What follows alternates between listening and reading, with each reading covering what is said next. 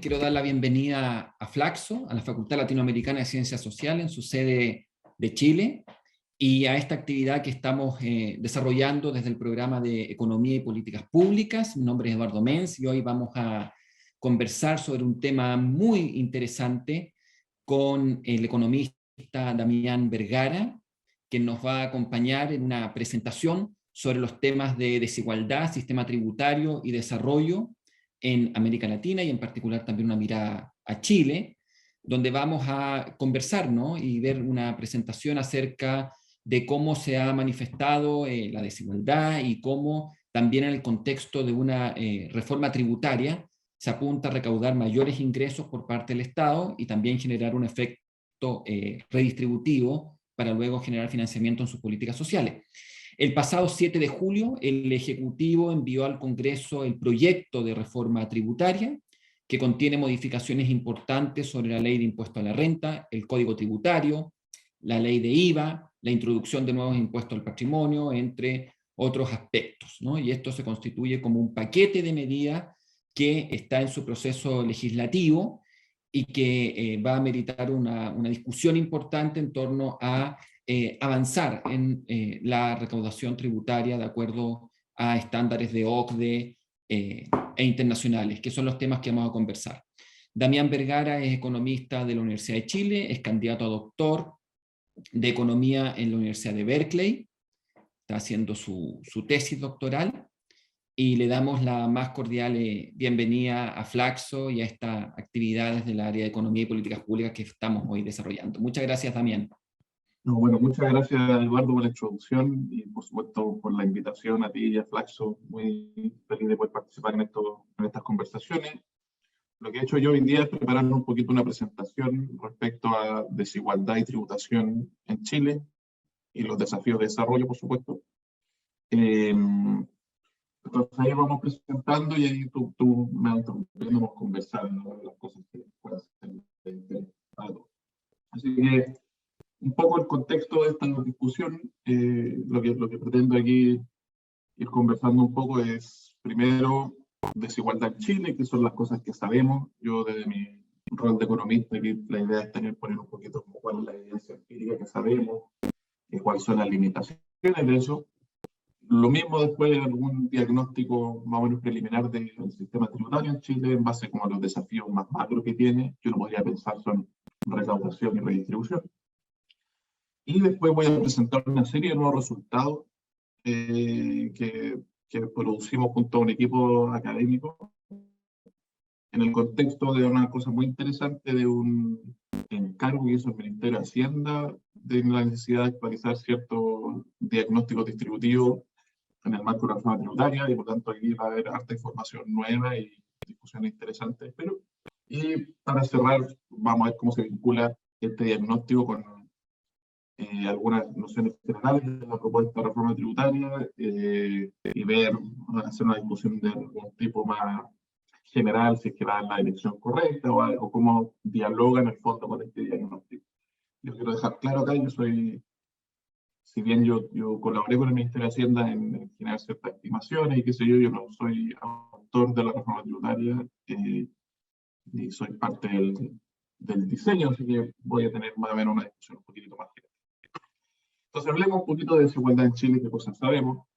Entonces lo primero, el punto de partida general para este tipo de discusiones es lo que se conoce como el índice Gini. Entonces el índice Gini es una medida usual de desigualdad de ingresos, dejando de lado detalles técnicos, es una medida de ingreso que se define entre 0 y 1 o entre 0 y 100, en donde 0 es toda la gente tiene los mismos ingresos, es decir, perfecta igualdad, y 1 es todos los ingresos se lo lleva una sola persona, que es perfecta desigualdad. Y por lo tanto, la manera de interpretar este índice es que a mayor Gini existe mayor desigualdad. Y las preguntas que uno se hace generalmente cuando ve estos indicadores, primero es cómo nos comparamos nosotros Chile con el resto del mundo. Y segundo, cuál ha sido la evolución de este indicador en el tiempo, para decir si la desigualdad ha ido aumentando o ha ido disminuyendo. Entonces, cuando uno primero mira como las comparaciones internacionales, este es un gráfico del artículo de Gabriel Palma, uno compara el índice de Gini para una cierta cantidad de países. Y aquí en un círculo rojo tengo marcado donde se encuentra Chile. Recordemos que mientras mayor Gini, mayor desigualdad. este gráfico es un poco la historia que uno suele escuchar de que Chile es de los países más desiguales del mundo. Y en general existen ciertos patrones regionales en esta estimación. Entonces los países que están en esta parte derecha de la distribución de acá tienden a ser países latinoamericanos o países africanos y algunos pocos asiáticos, donde se concentran los que tienen mayor desigualdad. Chile se encontraría por sobre el promedio de América Latina, pero relativamente cerca. Aquí en la mitad uno tiene algunos países desarrollados con estado de bienestar no necesariamente tan fuerte, y ya en la parte del Gini bajo es donde uno empieza a encontrar los países escandinavos o algunos países europeos con estado de bienestar fuerte. Entonces aquí la primera mensaje que uno generalmente escucha es que Chile es un país que está entre los más desiguales del mundo.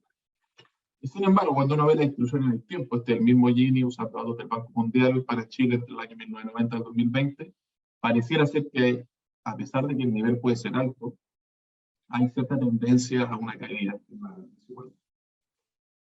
Entonces, esta en general es como la narrativa que yo creo que fue muy preponderante durante muchos años, de los 90 a los 2000, decir, sí, es cierto, Chile es un país muy desigual y es de los más desiguales.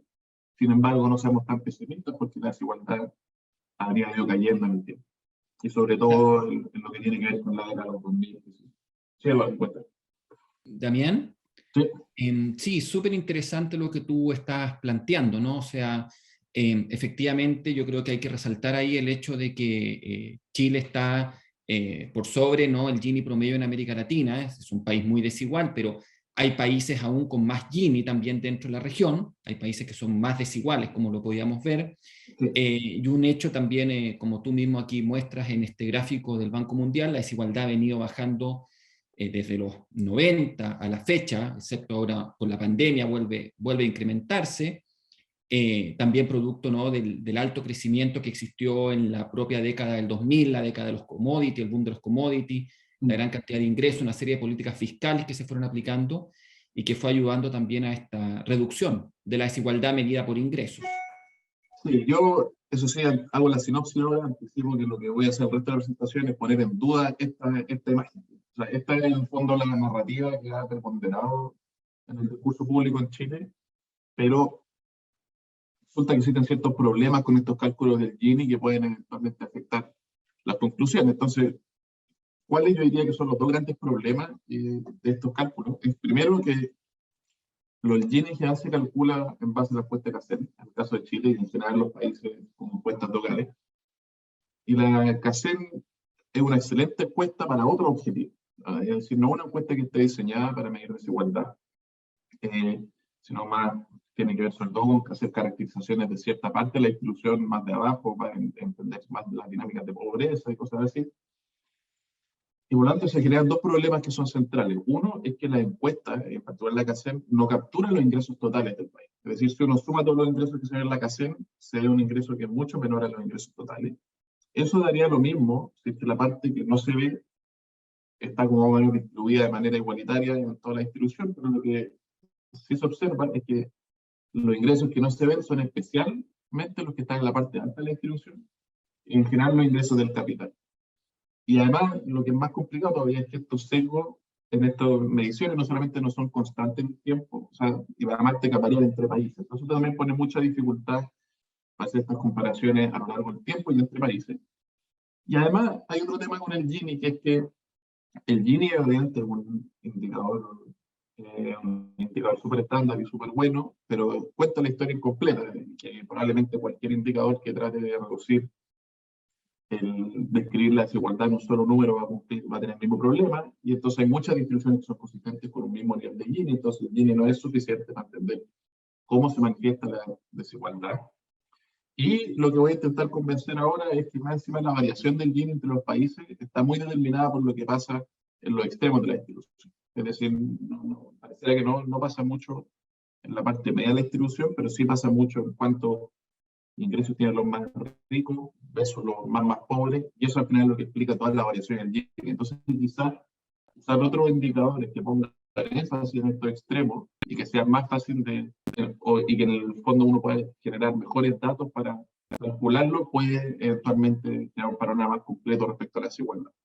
Entonces, para poner en número lo que acabo de decir, este es un gráfico de un artículo de Osvaldo Rayá con Rafael Chupar y Nicolás Grau acerca de cuál es el porcentaje de ingresos que se observa en la CACEN como porcentaje de las cuentas nacionales. Y lo que uno ve acá es que no solamente no se observa el total de ingresos, que oscila en torno al 50-60%, pero además este total varía en el tiempo. Y cuando uno va a ver esto por tipo de ingresos, pareciera ser que los ingresos del trabajo, que son aquí la barrita azul y la barrita naranja, que son los ingresos independientes, los ingresos del salario, están más o menos bien medidos, porque en la encuesta que hacemos, es decir, hay ingresos que faltan, pero no son tantos. Pero cuando uno ve los ingresos del capital, ahí hay una diferencia astronómica. Es decir, la encuesta que hacen captura muy poquitito los ingresos que da a nivel nacional versus los que efectivamente existen. Entonces, si uno cree que los ingresos del capital son importantes, con ingresos del capital aquí yo me refiero generalmente a intereses, rentas de empresas, ganancias de capital, qué sé yo. Si uno cree que esto es importante para entender la desigualdad, entonces uno podría decir, bueno, quizá indicadores de desigualdad calculados solo con la encuesta que hacen pueden quedar algunas conclusiones equivocadas. Esto es lo mismo, este es un capítulo reciente, un libro que escribió Ignacio Flores, que es un Damián, disculpa, chileno. Damián, sí, para complementar, o sea, la metodología, ¿no?, de la encuesta CACEN estaría quedando ahí corta al no estar considerando estos otros elementos que veíamos en el gráfico anterior. Para al menos para lo que uno, para medir desigualdad, sí. Digamos, la encuesta que hacer, yo no pretendo hacer una crítica a la encuesta que hacer porque es muy buena para las cosas que ella se plantea y para los objetivos del Ministerio de Desarrollo Social. Porque, dicho de otra manera, cuando uno ve esta figura, y bueno, y esta figura acá más o menos ratifica lo mismo, entonces, nuevamente es cuánto es encuesta por sobre cuentas nacionales, y lo que uno ve es que lo que tiene que ver con sueldo está más o menos bien aproximado, lo que tiene que ver con subsidios está razonablemente bien aproximado. Lo que tiene que ver con ingresos del capital está muy, muy, muy mal medido. Si el Ministerio de Desarrollo Social quiere tener, por ejemplo, una buena caracterización de la parte baja de la institución, de los efectos de los subsidios, de la pobreza, de los ingresos del trabajo, la encuesta que hace un trabajo que es bueno. Digamos. Si nosotros queremos entender cuánto es la distribución del ingreso a nivel nacional y creemos que los ingresos del capital son importantes, entonces la encuesta que hacen no es una buena manera de medir desigualdad. Y sobre todo porque, como decía antes, aquí no tengo el dato específico, porque obviamente uno no lo puede observar, pero no solamente que esta subreporte de ingresos varíe por tipo de ingresos, sino que también varía por dónde está en la distribución del ingreso. En general, en distribuciones como la chilena, ya vamos a llegar a esto, que muy poquitita gente gana muchos ingresos, pasan dos cosas. Uno, esa gente que no la encuestan, y por lo tanto no aparece en la encuesta, o muy poco probable que un miembro de ese grupo sea encuestado, y además es muy probable que, en el caso rarísimo que lo encuesten, subreporte sus ingresos. Entonces, en general, no hay mucha credibilidad en estas encuestas para entender qué es lo que pasa, por decir algo así, en lo que los ingresos del 1% más rico. Y si uno creyera que la desigualdad pasa mucho por lo que pasa en ese grupo, entonces uno lo debería mirar con un poquito de escepticismo cálculo hecho en la encuesta que hacen. Solamente para reafirmar esta idea, esto es un cálculo del Banco Mundial, en el cual la primera fila tiene un cálculo de la CACEN, o sea, un cálculo del Gini calculado solo con la CACEN, y las otras dos filas, ya voy a entrar un poquito más detalle eso más adelante, son ajustes de este Gini cuando se usan datos que mejoran las encuestas con algunos datos tributarios. Que la gracia de los datos tributarios es que permiten caracterizar mejor lo que pasa en la parte alta de la institución. Lo que uno ve es que el Gini estaría aumentando algo así entre un 20% o casi un 50-60%. Entonces, esto es algo que importa mucho para el cálculo del Gini. Esto también es un artículo de José Gregorio, Manuel Taboada, que muestran acá la línea azul, celeste, es el Gini con la encuesta CACEN, que un poco es la misma historia de antes, es alto, pero ha caído y cae sustancialmente a lo largo del tiempo. Esta línea azul más plana es un Gini corregido con ciertos datos agregados en base a devoluciones tributarias que muestra que no solamente la línea está más arriba, es decir, que el nivel de desigualdad es más alto, pero el cambio en el tiempo también es mucho más atenuado y uno podría argumentar casi que no es efectivamente significativo versus a lo que cuesta tanta historia. Entonces, esto simplemente para decir que cuando uno mira mucho los datos de desigualdad en base a esta encuesta, es muy probable que uno esté tomando conclusiones equivocadas, y no porque la gente sea deshonesta ni la encuesta sea mala, sino porque también la literatura de desigualdad ha ido documentando estos sesgos en años recientes. Entonces, también es algo como más nuevo en esta discusión. Y una cosa importante, y aquí viene como una cosa que es un cambio de paradigma importante, cuando uno mira los Gini y los compara los Gini de todos los países y ve por qué se diferencian, son gráficos del coeficiente de variación, que es una medida de como por decirlo de una manera, la varianza del Gini a lo largo de los países. Si uno mira cuánto es la varianza del Gini, que es esta tercera barra, y cuánto es la varianza de lo que cada país reporta se lleva el 40% más pobre y el 10% más rico, son casi lo mismo. Pero lo que se lleva, los deciles 5, 6, 7 a 9, ahí hay muy poquitita variación. Entonces, en el fondo, la historia acá es, los Gini varían entre los países, pero parece que toda la variación que existe entre los Gini está dada por cuánto se lleva el 10% más rico. Y de hecho, si uno ve los datos de la misma encuesta que hacen, también uno tiene un panorama similar. Estos son los ingresos de la encuesta que hacen por decir.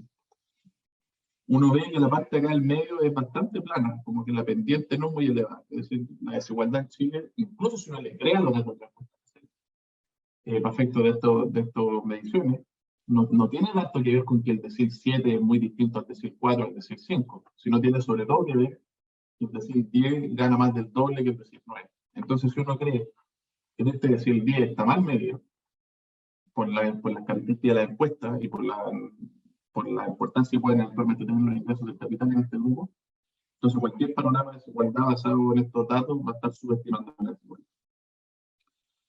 Entonces, esto es muy interesante porque esto llegó, en términos académicos, a un cambio como de paradigma, cómo se mide la desigualdad. El Gini, por supuesto, un indicador que tiene siglos de historia y merece su respeto, pero basado en este tipo de observaciones es que en la literatura académica, a partir de los 2000, se empezó a poner el foco en lo que se llama los top income checks, que es en el fondo decir, vamos a medir desigualdad viendo cuánto es el porcentaje del ingreso nacional que se lleva el 1% más rico, o el 0,1 o el 10, dependiendo de los grupos que no quieran mirar.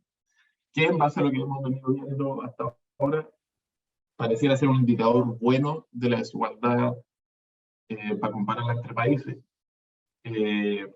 dado que la varianza del Gini personalmente tiene que ver con eso. Y aquí la gracia es decir, bueno, si vamos a entender que el foco hay que ponerlo en estos grupos, entonces también tenemos que hacer un cambio metodológico, que no podemos analizar lo que pasa en estos grupos mirando las encuestas locales. Y aquí viene como toda una, entre comillas, revolución académica en empujar el uso de datos tributarios para calcular desigualdad. Esto fue una iniciativa que empezó con Piketty y Manuel Sá y también otros economistas, Anthony Atkinson, Facundo Alvarado, y empezaron a hacer como este tipo de análisis, que es que en el fondo decir, vamos a ver cuánto sería el 1% más rico como porcentaje del ingreso nacional. Esto es un gráfico que tienen en un artículo de ellos que muestra en Estados Unidos y otros países, y en el fondo van aquí viendo tendencias en el tiempo. Hay varias ventajas de este análisis, no solamente que desde mi punto de vista hay una ventaja como pedagógica, si uno quiere, es muy fácil entenderlo. Cuando lo dicen en Gini es 0,53, la verdad yo no sabría muy bien cómo interpretar necesariamente eso, que saber cuánto se lleva el 1% es algo que es más fácil de interpretar, y además no solamente cuando está bien medido es quizá una versión más precisa de lo que ocurre en la desigualdad, pero además es más fácil de comparar a lo largo del tiempo y entre países. Entonces, por ejemplo, este es como el tipo de cosas que estos economistas tratan de hacer.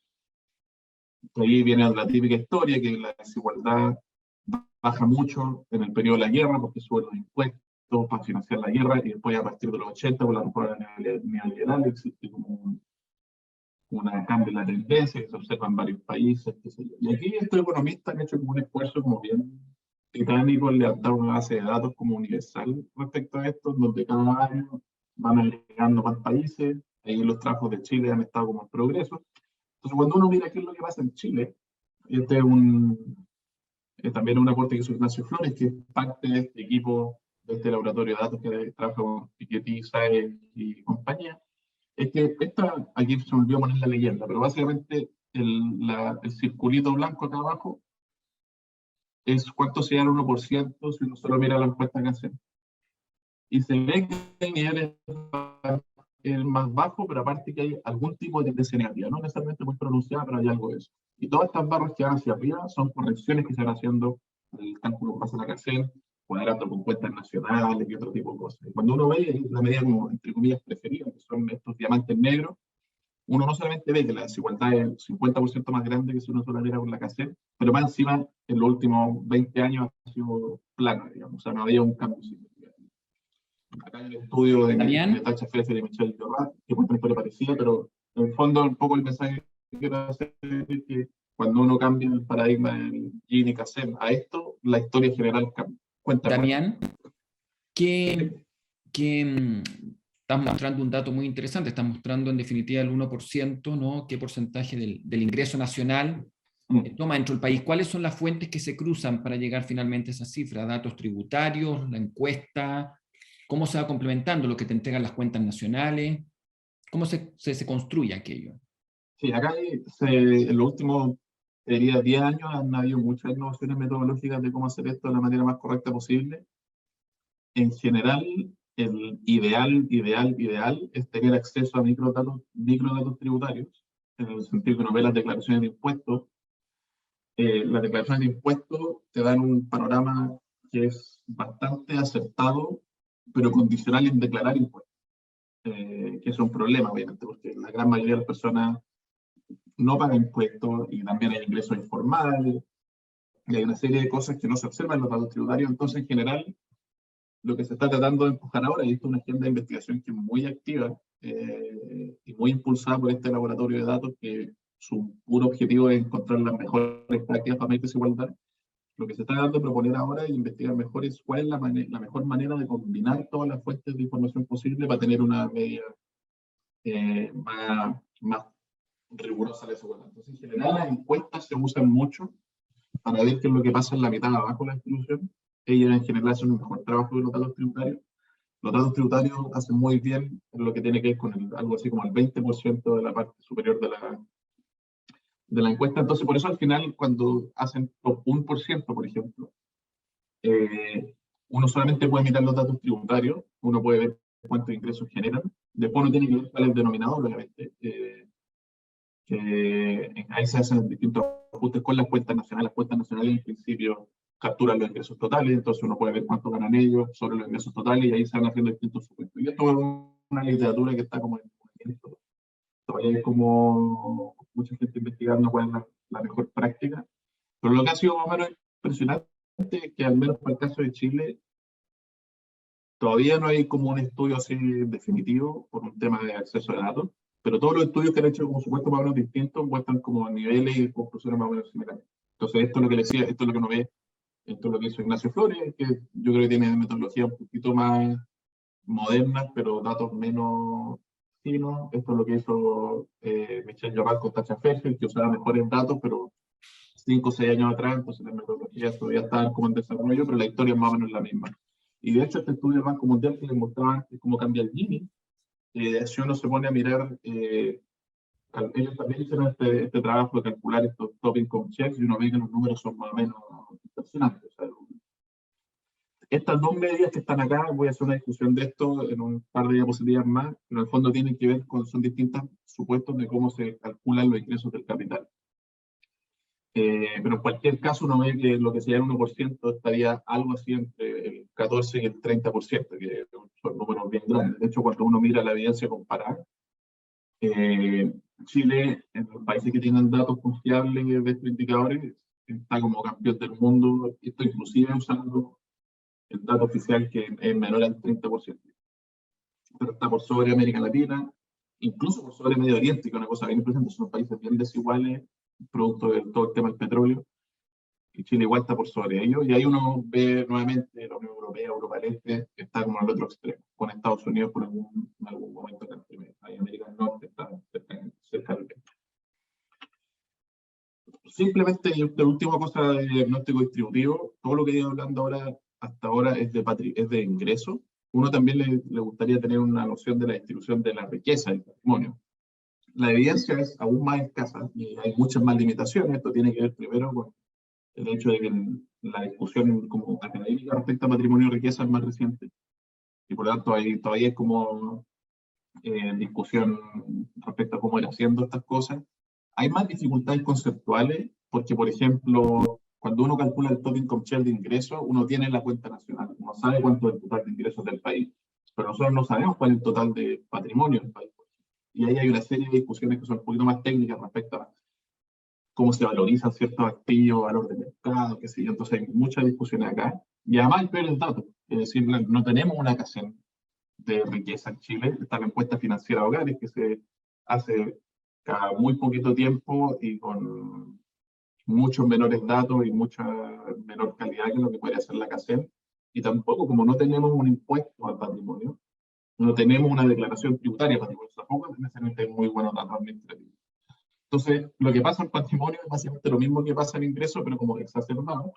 Aquí este es el único intento que se ha hecho en Chile por medir de manera como más rigurosa la inclusión de patrimonio, aunque usan datos bien agregados y por lo tanto hay que tomarse esto con cautela.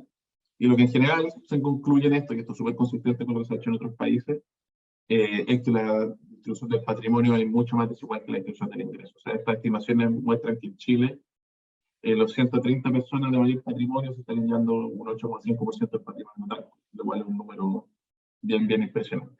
Capaz el 0,1% se llevan más del 20%. Y esto no es una anomalía necesariamente de Chile, sino que en general eso es lo que se encuentra en otros países, que la distribución del patrimonio es más desigual que la isla.